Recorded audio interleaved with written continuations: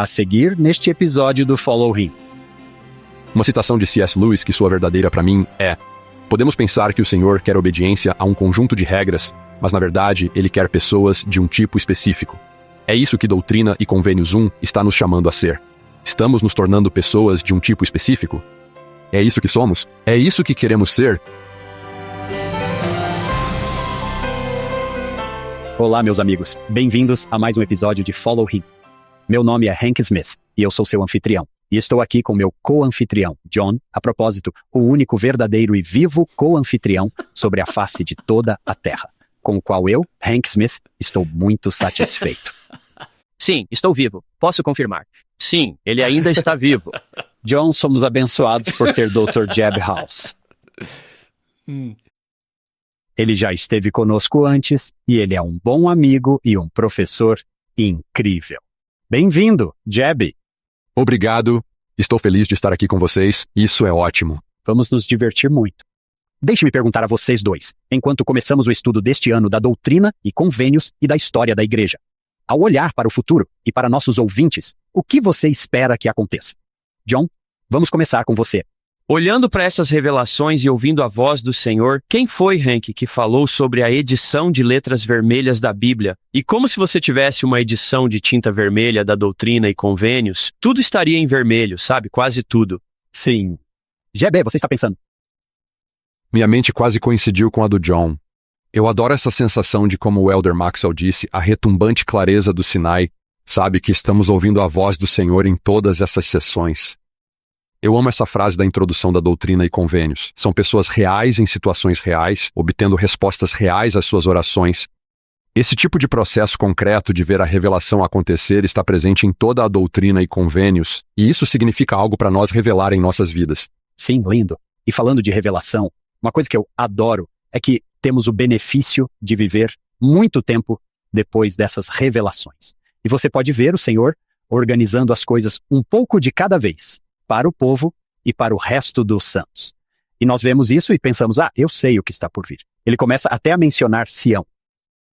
A causa de Sião, o povo de Sião.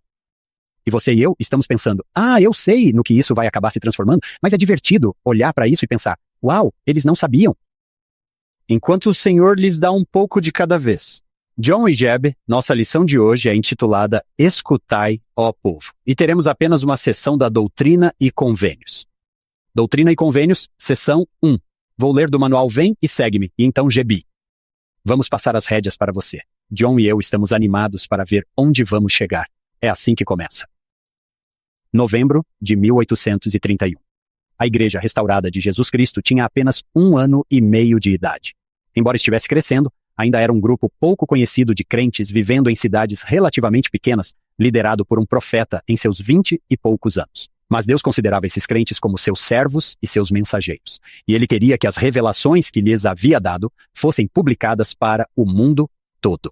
Doutrina e Convênios. Seção 1 é o prefácio do Senhor ou introdução dessas revelações. Isso mostra que, embora o número de membros da igreja fosse pequeno, não havia nada pequeno na mensagem que Deus queria que seus santos compartilhassem. Uma voz de advertência para todos os habitantes da terra, ensinando-os a se arrependerem e estabelecerem o convênio eterno de Deus. Os servos que carregam essa mensagem são os fracos e os simples. Parece que somos nós três hoje. Mas servos humildes são exatamente o que Deus pede, naquela época e agora, para tirar sua igreja da obscuridade e das trevas. Que abertura. Então, Jebi, com isso, como você quer abordar Doutrina e Convênios 1? Como você quer nos apresentar a Doutrina e Convênios? Porque esta é a nossa primeira lição no texto. Fantástico! Eu adoro essa abertura para o manual Vem e Segue-me. Que texto bem escrito e bem estruturado, e acho muito empolgante, nos atraindo, nos fisgando. Doutrina e Convênios 1 é um ótimo ponto de partida, não apenas porque é o prefácio, mas porque acho que ele faz algumas coisas para toda a Doutrina e Convênios. É um lugar onde o contexto histórico realmente faz essa sessão ganhar vida. Então acho que vale a pena falar sobre o que está acontecendo e qual é a história por trás desta sessão. Outra coisa que eu adoro em Doutrina e Convênios 1, que acho que será ótimo discutir, é como ele se estabelece, como ele se estrutura o resto do livro. Os temas que nos ajudarão a pensar sobre a doutrina e convênios ao longo do nosso estudo. Doutrina e Convênios. Nos lembra repetidamente quão afortunados somos por ter profetas. Que este é o padrão do Senhor, que o Senhor trabalha através dos servos. E que milagre é ter isso. Essas são coisas de Doutrina e Convênios 1. Sim, a restauração irrompe no palco nesta sessão, certo? GB, não é um ei, vamos suavizar isso. É grande. Sim, bem dito. Sabe o que eu amo sobre essa introdução que você leu? Isso é tão bom. Este é um punhado de pessoas em algumas cidades com um profeta de 20 anos. Mas você lê esta sessão e é grande e suficiente para 17 milhões de pessoas. Você lê e pensa, uau, funcionou para eles, funciona para nós agora. Sim. John, GB, quase como uma bênção patriarcal onde você pensa, sou uma pessoa muito pequena, eu geralmente sou bem jovem, alguém recebe uma bênção patriarcal. E aqui estão essas grandes profecias, essas grandes promessas. Você quase pensa que há algo maior em mente aqui do que apenas este pequeno grupo. Então sim, GB, vamos fazer um pouco de contexto histórico. Bem, acho que a primeira coisa que notamos quando chegamos à sessão 1 de Doutrina e Convênios, ao olharmos para o cabeçalho da sessão, é que notamos a data. Esta sessão está fora de ordem cronológica. Então chega novembro de 1831 e é Henk aquela grande introdução que você leu. A igreja foi organizada 1 ano e meio antes. E então perguntamos, talvez primeiro por que esta sessão está fora de ordem. Cronologicamente, quando tantas das outras sessões vamos seguir praticamente uma sequência cronológica. Acho que essa é a história. Esta sessão foi dada como uma revelação para ser um prefácio, e o Senhor a chama de meu prefácio para este livro de mandamentos. É isso que torna esta sessão, eu acho, especial e destacada, é isso. Seu lugar de honra como um prefácio revelado, o Senhor queria que encontrássemos isso antes de estudarmos Doutrina e Convênios. Como isso está acontecendo? Qual é o cenário que une tudo isso? Joseph Smith tem colocado revelações no papel há alguns anos, começando provavelmente com o que temos como Doutrina e Convênios 3, parece ser a primeira que ele editou, ou escreveu, ou colocou no papel. E então agora temos uma coleção de cerca de 60 revelações que foram escritas. Uma conferência que acontece em Hiram, Ohio, nos dias 1 e 2 de novembro de 1831, Joseph e Emma vivem há meses com John e Elsa John em Hiram, Ohio. Todos deveriam visitar a fazenda de John em Hiram, Ohio. Numa viagem de história da igreja, esse é um dos melhores locais históricos da igreja de todos os tempos. Aquela casa é simplesmente notável. A conferência será lá, 10 élderes estão se juntando e, no topo da agenda deles, a principal questão na agenda é: as revelações devem ser impressas? Você pode pensar por que essa pergunta provavelmente está agitando suas mentes. Essas revelações são destinadas ao mundo. A mensagem é tão poderosa, mas eles só têm cópias manuscritas. E talvez você consiga uma cópia se passar por alguém que tenha uma cópia. Ou se você estiver perto de Joseph Smith e escrever algo à mão. Mas a questão é, como podemos tornar isso mais acessível? Agora, isso também levanta algumas perguntas na mente de outras pessoas. Devem ser impressas. São essas as coisas que queremos que o mundo tenha. Isso nos coloca em uma posição precária, com algumas das afirmações ousadas na restauração. As revelações estão prontas para impressão? Elas estão em formato que vamos ficar felizes em mostrar? Então essas perguntas estão todas na mente das pessoas. Alguns inimigos da igreja faziam alegações sobre as revelações e especialmente contra o caráter de Joseph Smith e as instruções das revelações que não eram verdadeiras ou não apareciam nelas. Então talvez a publicação pudesse exonerar o profeta e mostrar que os rumores eram falsos. Então todas essas coisas estão na mistura. Na conferência, eles votam para imprimir 10.000 cópias das revelações. Isso combina muito bem com o que acho que John disse sobre isso ser grande e suficiente para o mundo. É o dobro da tiragem inicial do livro de Mormon. E você só pensa no que isso diz sobre os membros da igreja na época, quão pequenos eles são, mas no que estão pensando. Olhando para o futuro, vamos imprimir 10.000 cópias dessas revelações. Eles têm grande visão. Aí está. Sim, eles realmente sentem que isso é destinado ao mundo. E então, nesta conferência, e talvez isso também seja útil de se pensar, Doutrina e Convênios 1 situa-se cronologicamente com algumas outras revelações de Doutrina e Convênios. Então, Doutrina e Convênios 67. A conversa sobre quando os élderes estão preocupados e talvez tenham algumas preocupações sobre a linguagem. E as revelações estão refinadas o suficiente. Doutrina e Convênios 68. grande instrução sobre tudo o que você fala por o poder do Espírito é a mente do Senhor, a vontade do Senhor e a Escritura. Isso sai da mesma conferência. Então, um testemunho que os elders assinam, afirmando, meio que como o testemunho das 3 testemunhas, e as 8 testemunhas afirmando, colocando seu testemunho no papel, que assinam a divindade dessas revelações, ou nesta conferência, ou no dia seguinte, o que agora conhecemos como Doutrina e Convênios 133, que foi destinado como um apêndice para as revelações. Então temos essa enxurrada de revelações nesta conferência e a decisão de imprimir 10.000 cópias. E então surge a pergunta, e parece que o relato que temos, que acho que dá a melhor explicação, é o relato de William McLellan. Ele está se lembrando disso várias décadas depois, mas parece que se encaixa em todas as evidências circunstanciais que temos, que alguns dos elders estavam escrevendo um prefácio, eles queriam apresentar este livro. Então, William McLellan diz que os outros analisaram as partes e perguntaram a Joseph Smith se ele poderia buscar a revelação do Senhor para um prefácio. Então, William McLellan dá essa ótima descrição de que Joseph fica ao lado da janela e dita lentamente frase por frase. Enquanto Sidney Rigdon escreve isso, é daí que vem o prefácio. E quem é William McLellan, GB, para aqueles que são novos? Isso é ótimo também, porque William McLellan é novo no palco e você pode sentir o entusiasmo dele. Ele é um novo membro, convertido, um professor que encontra missionários, fica tão empolgado, vem para Hiram, Ohio, para conhecer Joseph Smith. E também no mesmo período, ele acabou de receber uma revelação ditada para ele, o que agora temos. A filha dele veio em 66. Ele está no meio dessa conferência, um novo convertido, e vai se tornar um dos 12 apóstolos originais, mas sentindo a emoção disso, e ele desempenha um papel nisso, porque ele também, segundo os relatos, foi quem tentou duplicar uma revelação ou escrever uma revelação quando outros estavam criticando isso. O que temos no Dr. Cone, aos 67 anos, faz parte desse experimento e empresta sua voz de testemunho às revelações e à divindade delas. Você realmente acha, GB, que o senhor disse sim, vá em frente, tente? Escreva o prefácio. E isso vai te ajudar a apreciar o que você vai receber. Sim, eu gosto dessa interpretação. Acho que às vezes pensamos nisso como um sinal de rebeldia, ou talvez até um sinal de cinismo. Mas acho que uma maneira de interpretar isso é William McLellan, sentindo-se obediente a essa instrução e achando que talvez isso faça parte da maneira de afirmar o testemunho para todos os outros envolvidos. Eu gosto dessa interpretação de dizer, enquanto você passa por esse processo e percebe o quão fútil esse esforço é, ou quão difícil ele é, que isso provou ser uma marca importante de testemunho ou confirmação, talvez uma maneira de dizer outra peça de evidência, para aqueles que participaram e fortaleceram sua disposição de afirmar que essas revelações são especiais, há algo diferente nelas. Eu me pergunto se isso também é o Nephi. Nós entramos, tentamos pegar as placas do nosso jeito e o Senhor disse, tudo bem, vamos tentar do meu jeito, vamos ver o que acontece.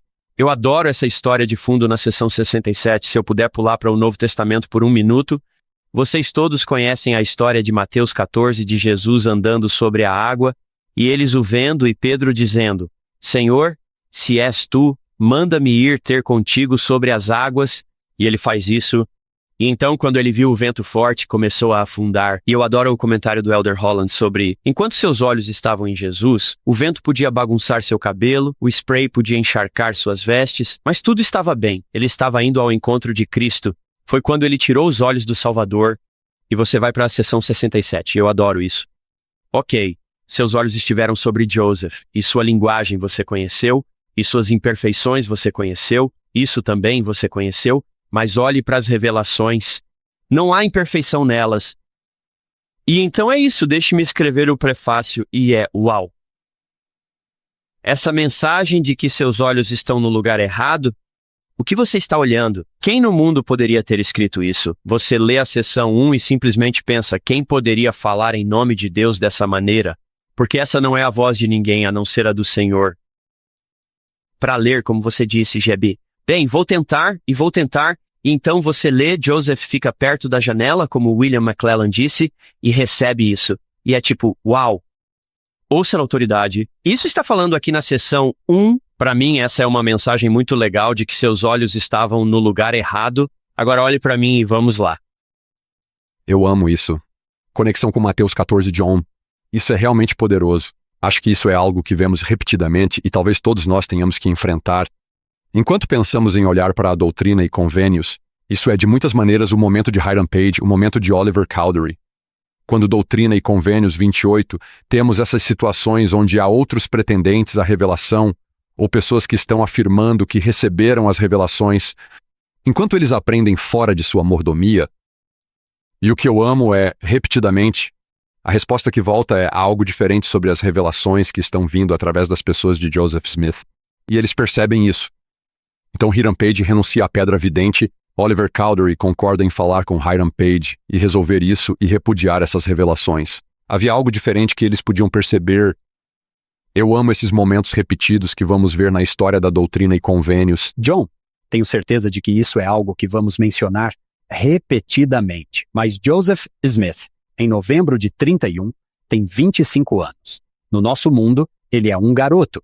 Eu tenho alunos na BYU que têm 25 anos. JB, como é Joseph Smith aos 25 anos? Quero dizer, ele foi instruído por um bom tempo, mas quando li sobre ele, ele não é. O Joseph Smith de 1843, 1844, sabe, aqueles 2 anos antes de ele morrer. Ele ainda está aprendendo aqui. Ah, sim, com certeza. Esse tipo de perspectiva é sempre útil quando pensamos em Joseph Smith, e não apenas em Joseph Smith, mas em todos os seus associados. Quero dizer, estamos falando de um grupo de jovens que estão liderando este trabalho e estão envolvidos nisso. Acho que também vale a pena dizer que ele já enfrentou algumas coisas bem difíceis. Ele já enfrentou algumas tragédias familiares, a perda de filhos. Ele já teve muito deslocamento em sua vida, mudando-se bastante. Ele também já começou a se envolver em alguns projetos muito grandes, como a construção de Sião no Missouri. E assim, temos agora meio que 2 centros da igreja. Ele está vivendo em Ohio, mas através dele o Senhor chamou indivíduos para construir Sião na área do condado de Jackson, Missouri. Então, ele está agora gerenciando 2 centros da igreja. Ele está à beira de uma perseguição bastante difícil que vai acontecer em Hiram, Ohio.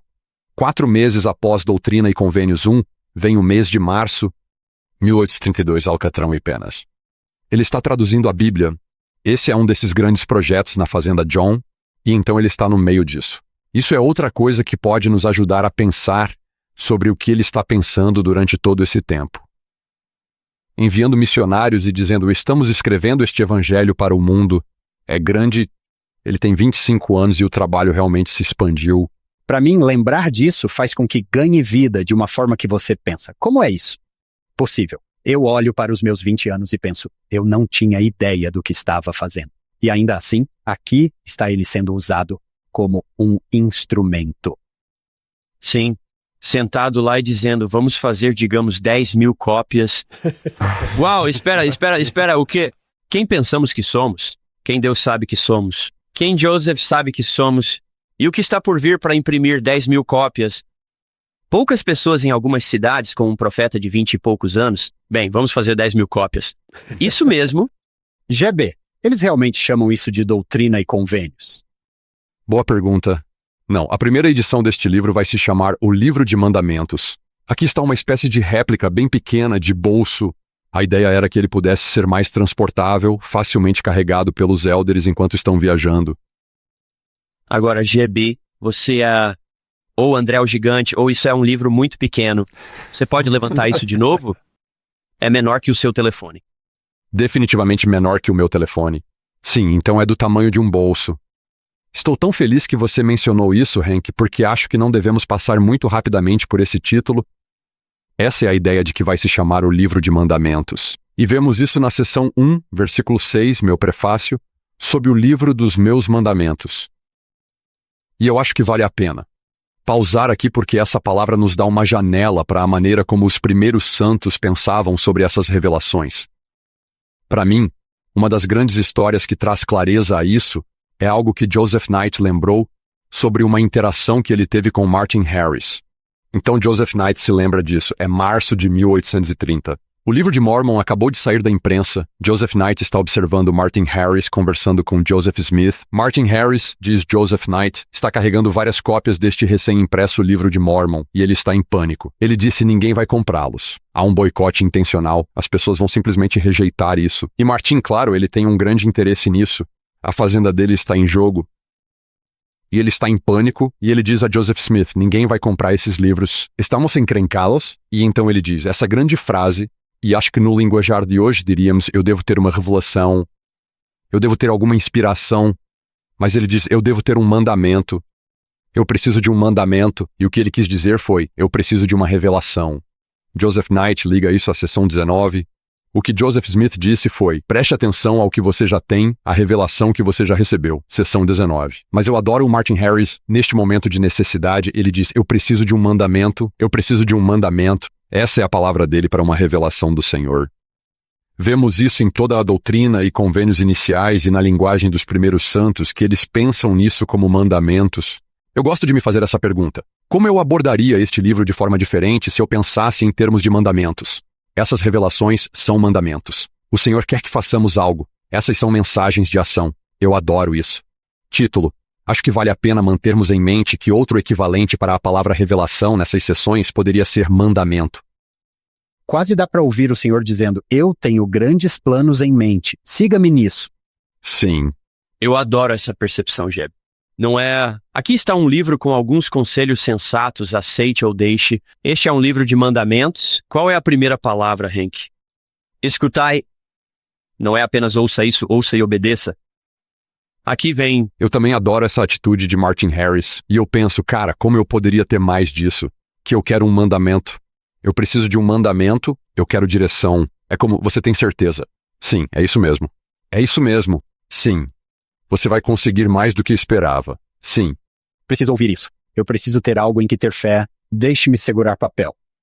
Em resposta a esta conferência e a essa decisão de imprimir 10.000 cópias, John Whitmer e Oliver Cowdery pegam cópias manuscritas das revelações que John Whitmer vinha copiando fielmente em um livro manuscrito. E então eles viajam de Ohio para o Missouri, onde W.W. Phelps havia sido chamado para ser o impressor da igreja. Onde está a prensa é exatamente, ok, é mais ou menos isso. Nosso último passo para passar das cópias manuscritas das revelações para as cópias impressas é que eles vão levar as cópias manuscritas das revelações para o Missouri, para W.W. Phelps, para imprimi-las. Essas 10.000 cópias que eles decidiram imprimir precisam ser impressas a mais de 1.000 milhas de distância, no condado de Jackson. Agora, Jeb, essa é uma grande pergunta a se fazer. Mas se eu sou novo na igreja, novo na história da igreja, quem está no Missouri? Por que Missouri? Primeira visão, Nova York, Emma Smith, Pensilvânia, bem na fronteira com Nova York. Eu acho que na minha mente, enquanto leio, eles vão para Ohio. Ali, neste cabeçalho de sessão, sei que estão em Ohio. E então, de repente, Jeba Haas menciona, sim, precisamos imprimir tudo isso lá no Missouri. Eu sei que isso é muito para pedir, mas o que você diria que é um breve histórico para alguém que é meio novo nisso? Sim, excelente pergunta.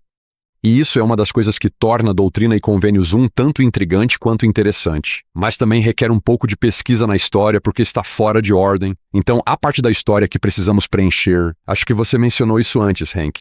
São essas dicas sobre Sião que vamos ver surgindo em todas essas primeiras revelações. Quando chegamos à seção 28, e depois pelas sessões do início dos anos 30 da Doutrina e Convênios, o Senhor está chamando um grupo de missionários para viajar de Nova York, agora conhecido como o estado do Missouri, na borda do que era o território indígena nos Estados Unidos da década de 1830. E então, esse grupo de missionários, liderado por Oliver Cowdery, eu também vou incluir Parley P., Pratt, Peter Whitmer Jr., Ziba Peter. Eles vão viajar essa longa distância até a fronteira dos Lamanitas. Eles param na área de Kirtland, Ohio. É onde Parley P. Pratt estava morando. Ele tinha alguns conhecidos profundos lá. Eles encontram Sidney Rigdon e os seguidores de Sidney Rigdon.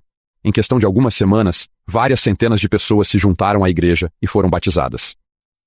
Os missionários que estão indo para o Missouri continuam em frente. Eles chegam em Independence, em Jackson, Missouri. Sidney Rigdon, que havia se juntado à igreja em Ohio, vai e encontra Joseph Smith, e então Joseph Smith recebe uma revelação para que os santos de Nova York se reúnam em Ohio, então é por isso que eles se mudaram para a área de Kirtland. Então, no verão de 1831, Joseph Smith faz uma viagem para Independence, Missouri, e lá há vários outros que são chamados para viver lá. Edward Partridge, W.W. Phelps é o impressor. E a revelação é que este é Sião, o local de Sião. Então é aqui que chegamos às sessões 57, 58, 59. Há a edificação de Sião, na área de Independence, em Jackson, Missouri. E então, a igreja onde Joseph Smith está vivendo e sediada na área de Kirtland, Ohio. Temos esses dois centros da igreja funcionando por causa dos projetos e da revelação do Senhor para ter pessoas diferentes em lugares diferentes. Então, aqueles que estão escutando, vocês se sentem bem novos nisso. Não fique frustrado se você estiver um pouco confuso. O que o Jeb acabou de falar, isso vai se desenrolar. Na verdade, sessão 1. Se colocássemos isso em ordem, onde estaria, Jeb? Tipo, entre aproximadamente 67 e 68. Aconteceu na mesma conferência. Sim, exatamente. Então temos muito a aprender antes de entender a história que você está nos contando. Ok. Acho que posso parar e dizer, tudo bem, talvez eu não conheça todos esses lugares e pessoas, mas eventualmente conhecerei enquanto estudo. Sim, definitivamente. E acho que essa é uma maneira boa de dizer isso. Há algo sobre esta sessão que o Senhor quer que vejamos primeiro, mas não devemos nos sentir intimidados por não ter a história. Após esta sessão, a maioria das sessões segue em ordem cronológica. Enquanto trabalhamos através delas, vamos captar essa história. Então, ao chegarmos a 67, 68, diremos, sim. Ok, eu realmente gosto disso. Eu não gosto de entrar nas coisas confuso, mas se eu souber, você entenderá. Talvez seja um pouco estranho dizer isso, mas é quase como um filme, sabe? A cena de abertura está em algum lugar no meio do filme. Isso faz sentido, então você tem que voltar e ver toda a história até aquele ponto. Então, quando você vê aquela cena de abertura em um filme, você pensa, quem são essas pessoas? O que está acontecendo? Eu não sei nada sobre isso. Vamos voltar. E quando chegarmos de volta a esse ponto, você saberá de tudo. Não é uma boa analogia. E eu também acho que isso ajuda que nenhum de nós se sinta intimidado encontrando isso no meio do caminho, no meio da história. Sim, é meio que. Se você escrever um livro, Hank, ou se você escrever um livro, Jeb, você sabe o que vai acontecer. Mas essas são revelações que estão em andamento. Eu posso ver como o Senhor poderia escrever um prefácio e dizer, deixe-me voltar e te contar o que é tudo isso, este livro de mandamentos. Eu digo aos alunos que, quando eles escrevem um trabalho, não escrevam os 2 primeiros parágrafos até que tenham terminado o trabalho. Você não sabe o que vai contar. Então escreva, depois volte e me diga o que você vai me contar. Esse é um bom jeito de ver o prefácio. Deixe-me te contar o que estou prestes a te contar, porque é algo tão grande e grandioso este prefácio. Enquanto pensamos sobre o ano inteiro de estudo da doutrina e convênios, eu queria mencionar um recurso que acho que pode ser uma ótima ajuda para o estudo da doutrina e convênios, e esse é o site dos documentos de Joseph Smith. E o site dos documentos de Joseph Smith está repleto de informações, mas acho que há uma seção desse site que é especialmente útil.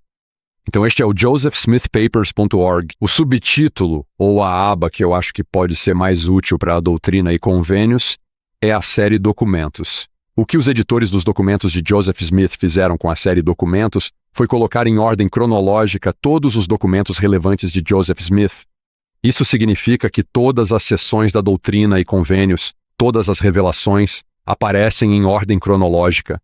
E eles têm essas introduções históricas fantásticas, breves, mas realmente completas para cada sessão. Talvez a maneira mais fácil de navegar por ele seja quando você clica na aba Documentos, ele te mostra ano a ano. Então você verá 1829, 1830, 1831. Você pode olhar a data no cabeçalho da seção da doutrina e convênios, clicar naquele ano, encontrar o mês e então clicar naquela seção. Eles colocam a data da revelação e em seguida colocam entre parênteses o número da seção da doutrina e convênios. Você pode clicar nisso. Então você pode ver a transcrição mais antiga da revelação, o que é muito legal de ver. Mas então você pode clicar na introdução histórica e ela dá um belo contexto do que está acontecendo naquela época. Essa pode ser uma ótima maneira de entender a história. Se você quiser se familiarizar, o que ocorre quando a seção é revelada, essa seção de documentos da doutrina e convênios dos documentos de Joseph Smith é valiosa. Sim, e essas são fotos de alta resolução. Estou dando um zoom aqui, você pode ir bem fundo. Você pode olhar a tinta na página. Tem outra coisa que dá vida à história. Você está vendo essas revelações manuscritas sendo colocadas no papel. As primeiras vezes que foram colocadas em inglês, você está vendo isso. Isso mesmo. Sim. Jeb, adoro suas iniciais a propósito. Jeb, o que ouvimos repetidamente no nosso programa de mestrado? Vá para as fontes originais, vá para as fontes originais. E o que estamos olhando? O documento original. Exatamente. Eles têm notas de fonte para cada documento. Então isso informa, este é o original, esta é uma cópia do original. Em quase todos os casos, as cartas dos documentos de Joseph Smith trabalharam para encontrar a cópia existente mais antiga dessas revelações. Isso é fantástico. E eu notei, GB. Talvez você já tenha mencionado isso, mas eu tenho o documento original deste lado. E então, do lado direito, eu realmente vejo as palavras. Então, se eu não conseguir ler direito, certo? Uau, isso é divertido. Minha esposa não me deixa entrar no site dos documentos de Joseph Smith porque eu me perco. Você desaparece por horas? Eu sei, sim, é tão bom. Outra coisa falando sobre não conseguir ler. GB, você pode mostrar aquele livro de mandamentos de novo? Eles não tinham problemas de visão naquela época? Isso mesmo. Eu vejo os filmes de história da igreja e eles estão cantando com hinários que são tão pequenos. E eu fico pensando, problemas de visão são uma coisa do século XXI, como eles liam essas coisas. Os óculos bifocais de Benjamin Franklin, eu acho, talvez. Tudo bem, GB. Isso é um recurso maravilhoso. Espero que todos aproveitem o site dos documentos de Joseph Smith e GB. Este não é um projeto pequeno, o JSP. Sim, isso eu acho vai entrar para a história como um dos projetos monumentais que o Departamento de História da Igreja já fez e fará, e já são 2 décadas e mais em desenvolvimento. Outro item que devemos mencionar é que eles têm um glossário de pessoas e lugares. Você pode simplesmente procurar qualquer pessoa envolvida na vida de Joseph Smith, mencionada nos documentos, mencionada na doutrina e convênios, é em ordem alfabética, e se torna uma referência enciclopédica muito boa e rápida para identificar pessoas e lugares. Esse é outro ótimo item no Documentos de Joseph Smith, e há muitos deles. Isso mesmo. Esta não é uma lista curta. Isso é maravilhoso. GB, John, haverá críticos da igreja que dizem que a igreja esconde coisas. Os documentos de Joseph Smith são absolutamente e completamente tão transparentes quanto você pode ser. Aqui está detalhadamente cada documento que temos de Joseph Smith. Fotos em alta resolução. Vá em frente, veja por si mesmo. Eu adoro a frase, você não precisa proteger a verdade. É como um leão, basta soltá-lo da jaula. Ela se protegerá sozinha. Esse é Joseph Smith. Seja aberto e transparente. Você verá quem ele realmente é. Já que estamos falando sobre recursos aqui, ambos vocês, até mesmo no meu aplicativo Biblioteca do Evangelho, eu tenho o Livro dos Santos. Que é, GB? Talvez você possa falar sobre isso. Eu tenho revelações no contexto. Eu tenho podcasts. Podcast dos documentos de Joseph Smith. Podcast dos Santos. Acho que poderia passar cada minuto acordado deste ano estudando essas revelações e a história. E esperamos que todos façam isso. Sim. GB, fale-nos dos Santos. Sim. Santos é imperdível. Muitos ouvintes provavelmente já se depararam com isso. É uma nova história oficial da igreja em 4 volumes. Isso é tudo que você esperaria que uma história da igreja tivesse. Ele compartilha dessas características maravilhosas que você mencionou nos documentos de Joseph Smith, Hank. É aberto, transparente, lidando com tudo na história da igreja, mas de uma maneira que é tão cativante. O estilo narrativo é escrito de uma maneira muito forma de história, focando em personagens e momentos importantes na história da igreja. É um livro que você não consegue parar de ler. Outra coisa ótima é que eles têm em formato de áudio, então você pode escutar. É uma ótima maneira de conhecer a história por trás da doutrina e convênios. E o volume 1 de Santos cobre os anos do ministério de Joseph Smith. Essencialmente, os volumes 2, 3 e 4 chegam até o presente. As notas de rodapé dos Santos te levam a tantos lugares. E assim, é um excelente lugar para começar. Qualquer assunto para explorar mais, você pode encontrá-lo nas notas de rodapé. O aparato por trás de Santos é realmente útil. Esse tipo de aparato de pesquisa? E eu só vou dizer a todos os nossos ouvintes, isso é um sacrifício. Quando começamos, John, vem e segue-me. Eu pensei, ok, sabe, eu posso dedicar algum tempo para o vem e segue-me. Posso dedicar alguns minutos todas as noites. Mas se você realmente quer terminar este ano com algo especial no final, você precisa dedicar algum tempo para fazer isso. Há algumas coisas que você pode ter que deixar de lado. Você pode ter que deixar de lado o rádio de conversas. Você pode ter que deixar de lado um pouco dos esportes. Não muito, mas um pouco de esportes. Você pode dizer, vou fazer vem e segue-me no carro, na lavandaria, na caminhada, nas corridas, etc. Eu tenho um amigo, Ray Eakins, que ouviu nosso podcast e outros trabalhos orientados pelo Evangelho. Por que ele faz snowboard? Temos as ferramentas aqui, mas espero que todos que estão ouvindo pensem, sabe de uma coisa? Vou dedicar algum tempo para realmente entender a igreja e passar a amar essas pessoas. E eu acho que poderíamos usar a palavra investir algum tempo. Eu gosto disso, John. E falando em investimento, John, na verdade ainda não perguntamos ao JB ainda sobre o seu histórico. Você pode obter uma biografia completa do JB no nosso site ou visitar nossas páginas do Instagram e Facebook. Você pode conseguir isso. Mas, JB, nos dê um breve histórico sobre seu investimento na história. Não consigo ir a lugar nenhum sem falar da minha cidade natal. Estava pensando em como trazer esse ponto. Hank, você me deu essa chance. Eu cresci em Hooper, Utah, que é uma bela comunidade à beira-mar nas margens do Grande Lago Salgado, a oeste de Ogden. Hooper era originalmente chamado de Muskrat Springs nos tempos dos pioneiros em Utah. Então é aí que eu penso, sabe? Quando você vive em um lugar e descobre que o nome da cidade era Muskrat Springs, você pensa, eu quero saber mais sobre a história. Tinha que ser onde tudo começou. Vamos ter que dizer isso. Aqueles de vocês que estão no YouTube, venham para o YouTube se vocês são de Hooper e deixem uma mensagem para o JB. Vamos garantir que ele receba todas elas. Eu fiz uma palestra lá uma vez e acho que toda outra pessoa me perguntou se eu conhecia o Jeb Oz. Eu fiz meu doutorado em História Americana na Universidade de Utah e foi uma ótima experiência lá. Mentores, colegas e companheiros de estudo incríveis. Eu amo história. Eu amo a história da igreja. Eu amo a história da igreja, nos seus contextos sociais e culturais, e como vemos a restauração contínua. Devemos também mencionar que há uma mulher maravilhosa ouvindo. O nome dela é Laura. Laura, somos gratos por você. Eu acho que não teríamos o Jeb House se não fosse por Laura. Amém para isso. Sim, ela é minha esposa. Minha esposa é uma pessoa incrível. GB, tivemos você aqui por um tempinho. Estou animado. Eu tenho um pouco de experiência. Agora eu tenho alguns recursos. Devemos entrar nesta sessão em si? Ah, sim. Uma coisa em que penso quando penso nessas pequenas réplicas históricas. O Livro de Mandamentos e, em 1835, a Doutrina e Convênios. Então você pode ver a diferença de tamanho. Então, a primeira edição da Doutrina e Convênios. Uma coisa que eu acho que talvez nos ajude a pensar sobre a seção 1 e sua importância é que a ordem das sessões, em várias edições do Livro de Mandamentos, depois a Doutrina e Convênios, mudou bastante. Às vezes eles as agrupam tematicamente.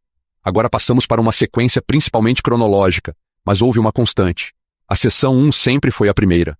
Acho que podemos ver por quê, já que o Senhor a designa como seu prefácio. Mas eu acho que a capacidade de resposta dos líderes ao imprimirem essas edições, mantendo isso sempre em primeiro lugar, é importante. Isso nos leva a perguntar, o que é que o Senhor quer que vejamos antes de encontrarmos nas revelações? O que é que Ele quer que entendemos sobre o que vamos ler? Então, quais são alguns dos temas que a seção 1 apresenta que vão nos ajudar a guiar do resto das revelações? Acho que essa é uma maneira produtiva de abordar a seção 1 e notar algumas coisas. Uma lente, quase. Aqui está sua lente. É assim que você vai ver isso. Certo? Um deles é o que Steve Harper, um dos nossos grandes colegas na BYU, chamou de tipologia dos opostos.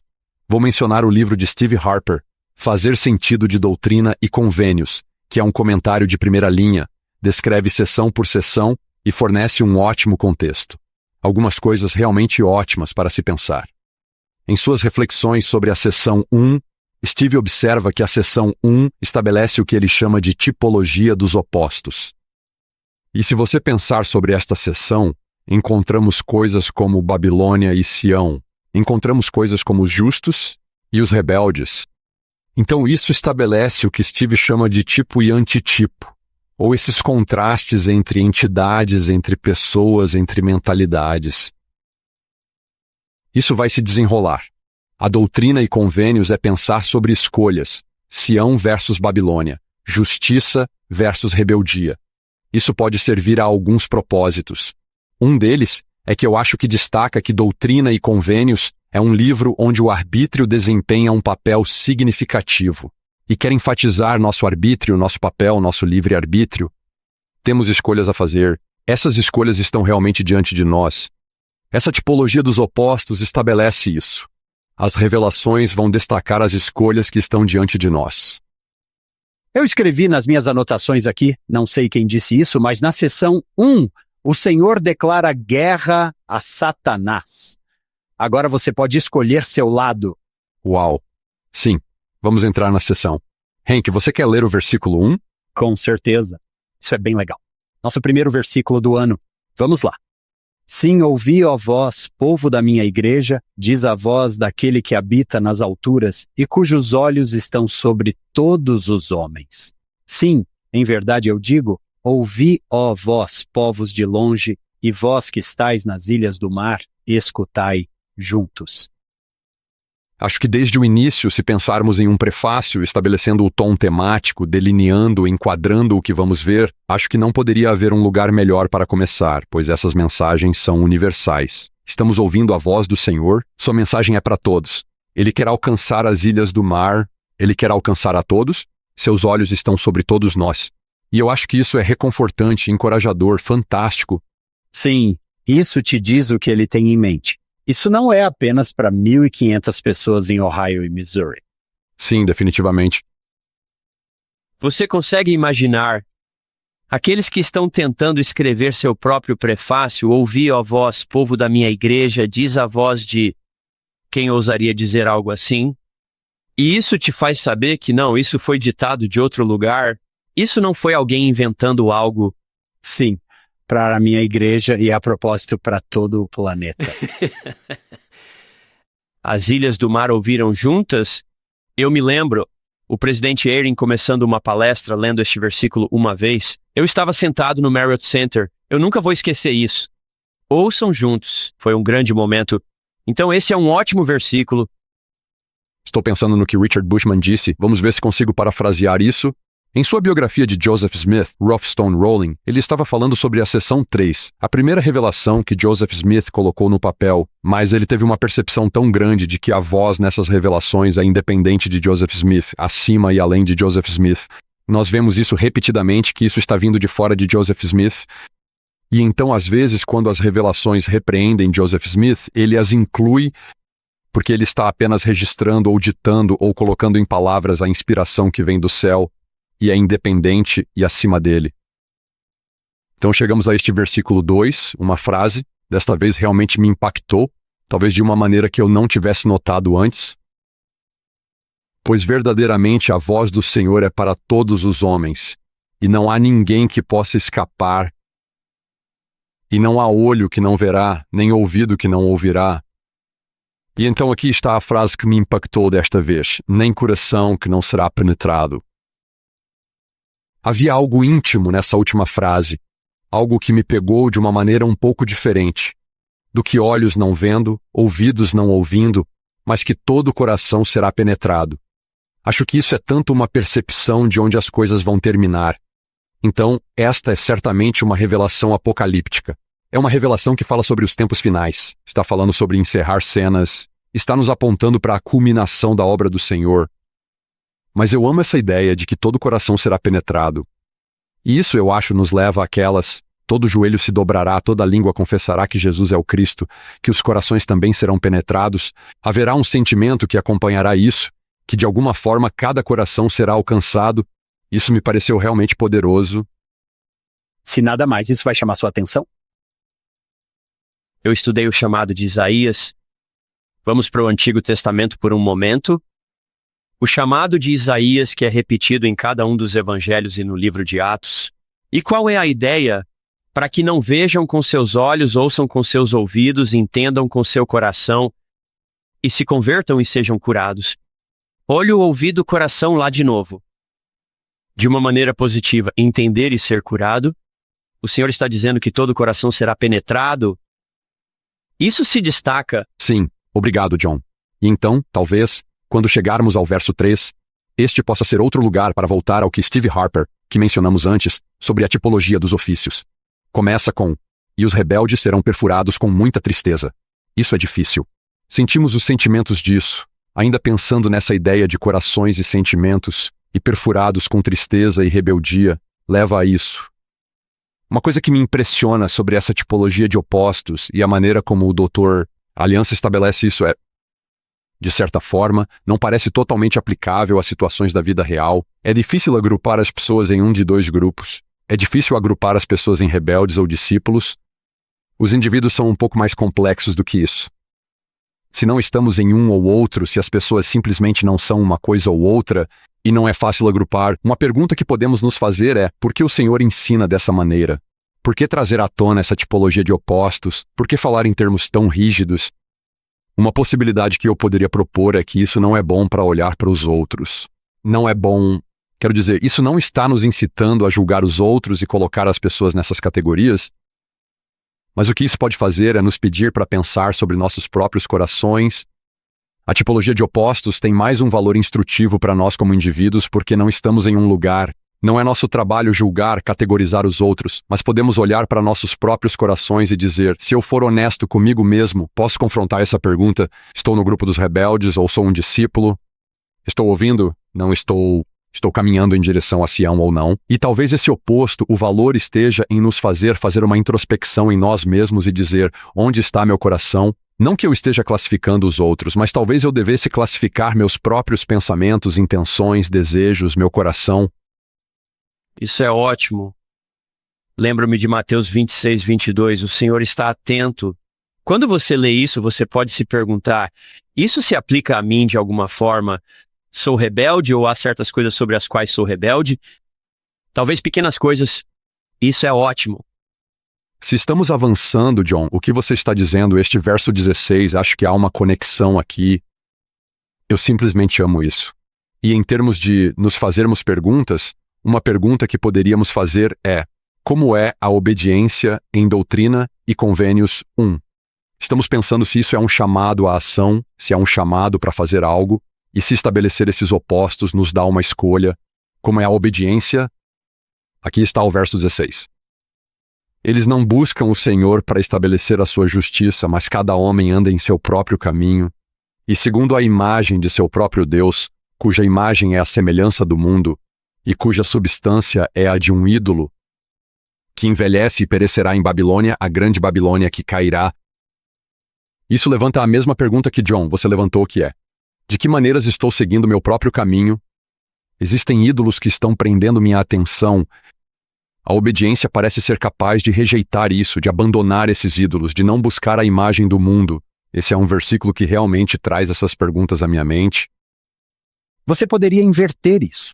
Você poderia dizer que ser obediente é buscar o Senhor, para estabelecer a sua justiça, não andar no seu próprio caminho, mas seguir a Deus.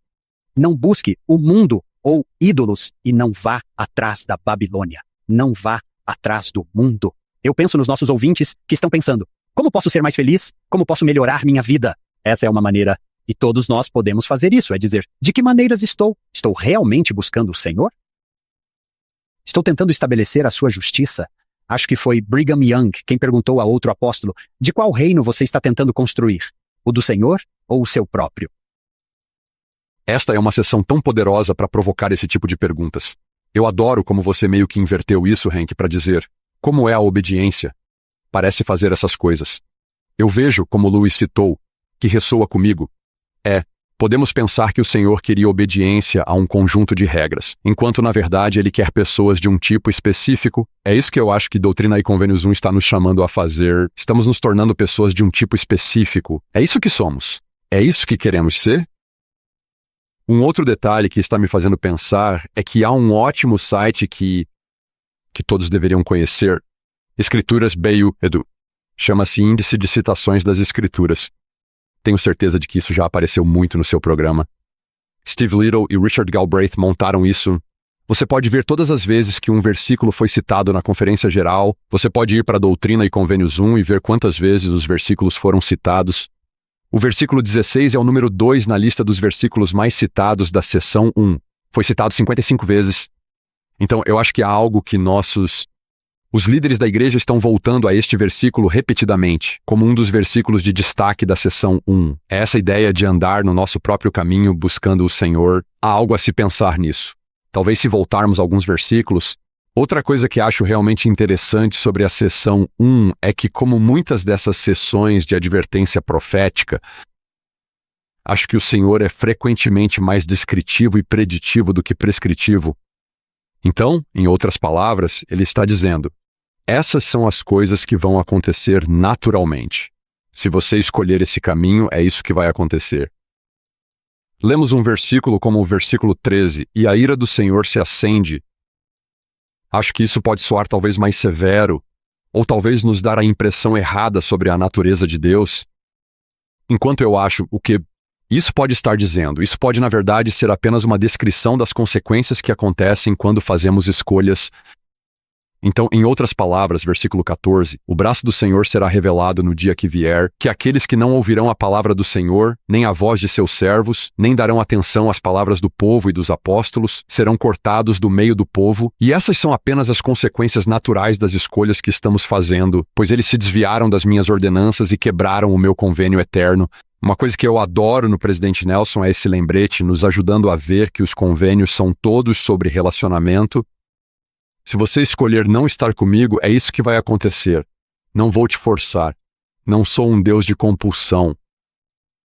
Eu não vou te forçar a ter um relacionamento. E se você escolher não estar em um relacionamento, então eu permitirei essa escolha, mas você será cortado. Aqui estão as consequências, e estou prevendo em vez de prescrever ou... Maldição. Isso naturalmente ocorre se você escolher não estar em um relacionamento. Duas coisas aí. Sempre que vejo a palavra não nas Escrituras, gosto de perguntar: qual é a diferença entre não e não pode? Não são aqueles que não conseguem ouvir a voz do Senhor, são aqueles que se recusam a ouvir. Eu estou escolhendo não ouvir isso. Como você disse, aqui está a consequência natural. Essa ideia, não pense em um convênio como um contrato. Você faz isso, eu faço aquilo, assinamos, colocamos na prateleira. Um convênio é um relacionamento contínuo. Onde eu sou fraco e o Salvador é forte, eu me beneficio por causa desse relacionamento. Eu tenho acesso à sua força quando estou fraco. E eu adoro essa ideia de um relacionamento, porque então você tem a ideia de lealdade em um relacionamento e não apenas algum contrato que você joga na prateleira, tipo, ok, você faz isso e eu faço aquilo. Nós ouvimos isso mais recentemente. Veja seu convênio como um relacionamento, não só um contrato. Obrigado por dizer isso. Obrigado por isso. Muito bom enfatizar isso também. Talvez enquanto estamos nesta sessão, se nos perguntarmos uma questão bem, como é a obediência? Como vemos o Senhor moldando a obediência na sessão 1? Outro princípio de enquadramento, acho que vai nos ajudar ao chegarmos à doutrina e convênios, é o que aprendemos sobre a natureza de Deus na sessão 1. E isso vai ser algo que vamos ver se entrelaçar através da doutrina e convênios. Versículo 17, começamos a ver algumas coisas realmente interessantes, reveladoras e bonitas sobre a natureza de Deus. Portanto, eu, o Senhor, sabendo da calamidade que viria sobre os habitantes da terra, chamei meu servo Joseph Smith Jr. Eu me lembro de um momento eletrizante. John, acho que isso foi na nossa aula com Richard Bennett, um grande professor e historiador da BYU. Ele chamou isso de a proatividade de Deus. Normalmente pensamos sobre a experiência da primeira visão, por exemplo, dessa maneira: Joseph Smith se aproxima do Senhor e o Senhor responde. Mas não é assim que está enquadrado no versículo 17. Sabendo da calamidade que viria, o Senhor diz: eu chamei meu servo Joseph Smith para que ele fosse proativo. Ele estava se aproximando. E pensamos, o que vemos na história de Joseph Smith que mostra essa proatividade? Bem, e quanto à reação dele quando lê Tiago 1,5, o Senhor, você pode sentir que ele está chamando por ele através desse versículo, outras experiências em sua vida com sua família, de modo que o Senhor é quem faz o chamado inicial, quem se aproxima. Eu adoro essa indicação de que temos um Deus proativo que nos chama, nos permite responder, mas é Ele quem está chamando. Ele é proativo. Estou pensando na frase do Elder Keaton: ele está em busca incansável e constantemente de você. Nossa, muito bem dito. E também adoro a ideia de que o Senhor vê as calamidades e que Ele providenciou uma maneira de superar todas essas calamidades. E tudo começa com um chamado aos seus servos. E então as revelações que vêm e todas as coisas que vão seguir a partir disso. Então temos apenas essa grande lista de resultados que, o que aconteceu porque Joseph Smith foi chamado e o que vai surgir da restauração. Sabe o que eu amo no que você acabou de dizer, Jeb? Essa produtividade do Senhor. Eu sinto que sim, a restauração, a primeira visão, sim, existe um Deus, e ele é real. E então parece que muito do que vem depois é que tipo de ser é Deus. E havia algumas ideias diferentes por aí. Tudo isso nos diz, é assim que ele é. Ele está nos perseguindo incansavelmente. Ele é proativo, sabendo o que está por vir. Eu chamei meu servo Joseph Smith. Aprendemos coisas maravilhosas sobre a natureza dele à medida que este livro de mandamentos, doutrina e convênios se desenrola. Ouvi. Acho que isso nos deu uma ótima visão dessas coisas. E o tipo de coisas que podem nos dar confiança e nos instilar esperança. E então fala sobre nós no verso 19, as coisas fracas do mundo. Também, meu filho comprou uns halteres. Eu sei que sou, sem dúvida, uma das coisas mais fracas e insignificantes do mundo. Observe atentamente nos versos de 1 a 6. Temos claramente para quem ele está falando. Então, dos versos 7 ao 10, sobre o que exatamente ele está falando. E agora estamos entrando no porquê. Por que estamos fazendo isso? Eu sei o que está prestes a acontecer. Eu chamei Joseph Smith. Aqui está o que pode acontecer com você se você ouvir, se prestar atenção. Aqui estão todas as coisas boas que podem acontecer na sua vida. É uma maneira razoável de esboçar isso? Acho que esse é um esboço muito bom. Sim, ressaltando isso está a ideia de que o Senhor está chamando servos. Se você é um leitor honesto da Bíblia, temos que confrontar isso. É assim que o Senhor trabalha, é o padrão dele chamar profetas, chamar seus servos, e então falar ao mundo. Para quem ele está falando, o que e por quê. Essa é uma boa maneira de destrinche a sessão. Eu quero te ajudar. Eu quero te salvar. Sim. Eu tenho isso numerado como 10 promessas, começando no versículo 19 e terminando no versículo 28. As coisas fracas surgirão e derrubarão as poderosas. 2. Que o homem não deve aconselhar outro, nem confiar no braço. 3. Que todo homem possa falar em nome de Deus. 4. Que a fé possa aumentar na terra. É meio divertido ver isso, essa lista proativa de Deus. Aqui está o que eu quero. Aqui está o que é possível. E isso também pode ser uma boa chance de EB para realmente falar sobre. Quero dizer, esta é a primeira vez, se você está lendo Doutrina e Convênios, pela primeira vez que você encontra esse nome. Eu chamei Joseph Smith Jr. GB, nos seus estudos sobre Joseph Smith, que eu imagino tenham sido bastante extensos, o que você descobriu? Uma pergunta tão profunda, uma questão que ressoa profundamente em nossos corações e mentes. Mas que bela pergunta. Uma pergunta verdadeiramente bela e inspiradora. Estou tão impressionado, estou profundamente impressionado e tocado pela coragem e determinação de Joseph Smith em responder com sinceridade e dedicação às revelações divinas que recebeu. Seu senso de sua própria fraqueza, seu profundo senso de sua própria fraqueza e humanidade, mas também a confiança inabalável que ele tirava de saber que estava a serviço do Senhor Todo-Poderoso. Isso lhe deu uma destemor que sempre me impressiona, e também estou impressionado que, como vamos ver neste ano de doutrina e convênios na história da igreja, quando as coisas estavam difíceis, eles enfrentaram alguns desafios horríveis. Isso, em vez de diminuir seu entusiasmo, ou em vez de fazê-lo recuar, o fez pensar maior. Ele foi encorajado e ainda estava aberto a responder ao comando do Senhor para fazer mais projetos, para expandir seu pensamento. Ele era indomável, citação que George A. Smith é quem nos transmite isso, sobre estar no poço mais fundo da Nova Escócia e ter as montanhas rochosas empilhadas em cima dele, que ele sairia por cima. Havia algo indomável e animado nele, e eu acho que provavelmente a disposição e a personalidade faziam parte disso. Mas mais do que isso, acho que era a confiança de saber que ele estava a serviço do Senhor e que o Senhor o havia chamado. Ele tinha aquela fé absoluta de que o Senhor poderia transformá-lo no que ele quisesse que ele fosse. E ele o chama, e a todos nós, no verso 19, as coisas fracas do mundo. É meio difícil de ouvir quando você é Joseph Smith, ou qualquer um de nós, e o Senhor diz, eu escolhi você. Então todos saberiam que era eu. Eu escolhi aquele que você nunca pensaria que poderia fazer algo assim. Me lembra do Antigo Testamento. Aqui está Abraão. Apenas esse cara, Abraão e Sara, apenas esse imigrante e sua esposa. Olhe para Martim em Nazaré. Apenas um adolescente em uma cidadezinha minúscula. E então você tem aqui novamente um garoto adolescente. Eu o chamei de essa coisa fraca e ele vai fazer algo. Ótimo. Quando você coloca dessa forma, me fez pensar na história de Gideão em Juízes, onde o Senhor meio que intencionalmente diminui o exército de Gideão, só para que não houvesse como confundir isso com o próprio poder deles. Que você simplesmente não pode olhar para isso e dizer isso, confiei no braço da carne e nos saímos bem. Parte do testemunho é que só há uma maneira de explicá-lo, e é o milagre de que o Senhor está por trás disso. Eu também penso no contexto, se voltarmos ao contexto histórico, imagine a conferência em novembro de 1831, quando o prefácio é lançado e há apenas 10 elders. Quer dizer, a conferência é de 10 elders. Eles vão ser encarregados de sair e espalhar essa mensagem, e você pode imaginar quão fracos eles se sentiram. Você pode simplesmente ouvir esse prefácio, falando com eles em suas circunstâncias imediatas de estarem sentindo sua própria fraqueza e lembrando-os, isso é o que eu sempre fiz. É isso que o Senhor está dizendo, eu sempre fiz isso. E vocês também vão conseguir fazer isso como coisas fracas. No próximo episódio, na parte 2. Apenas essa garantia de que podemos ser perdoados.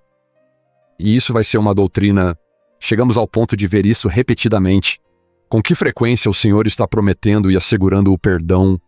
E seu Isaías, coisas escarlates podem se tornar brancas como a neve, ou seção 58, o Senhor ídolo, não se lembrar mais delas. Quero dizer, é apenas essa bela totalidade completa de perdão e novos começos